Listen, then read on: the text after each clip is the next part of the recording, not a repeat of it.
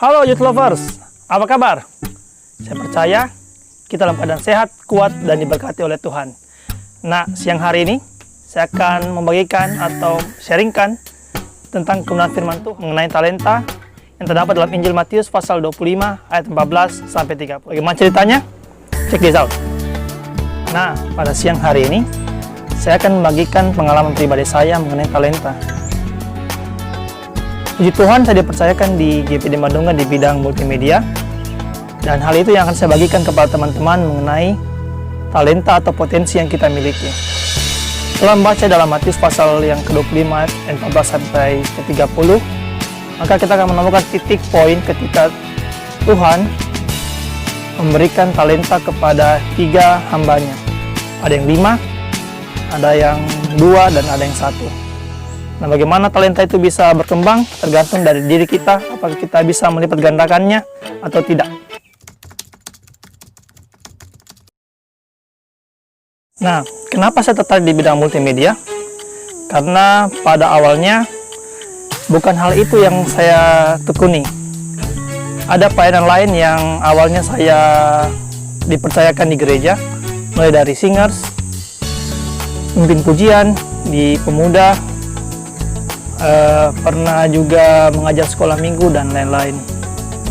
Kenapa saya dalami di multimedia? Karena ada suatu semangat ketika saya mengerjakan hal tersebut. Tanpa harus saya disuruh pun, saya menjadi semangat melakukan hal tersebut. Itu mungkin yang mendorong saya untuk lebih mendalami di bidang multimedia, di mana talenta yang Tuhan berikan tersebut saya pakai untuk memuliakan nama Tuhan. Dan sampai saat ini, puji Tuhan, semua yang Tuhan berikan, saya berusaha untuk memberikan yang terbaik. Nah, yang pertama, kita mencari bidang yang sangat kita senangi. Ada bidang yang memang tanpa disuruh pun, kita sangat semangat untuk melakukan.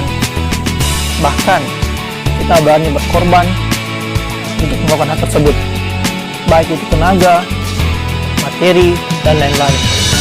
Nah, coba adik-adik atau teman-temanku untuk mengeksplor apa sih yang kita senangi, apa sih yang kita berani berkorban untuk melakukan tersebut.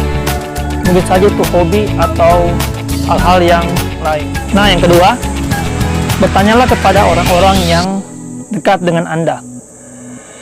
Bisa jadi itu kakak atau adik kita, ayah dan ibu kita, keluarga, maupun sahabat kita.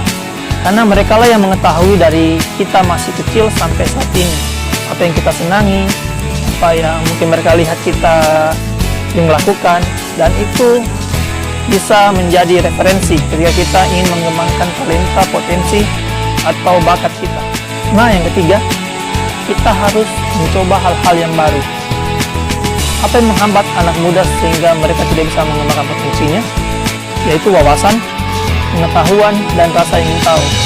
Hal itu yang menghambat anak muda ketika ingin mengembangkan talenta atau potensi yang dia miliki, karena kurang membaca, kurang melakukan hal-hal yang menurutnya mungkin hal yang baru, sehingga mereka merasa lebih baik hal yang lama saya dalami.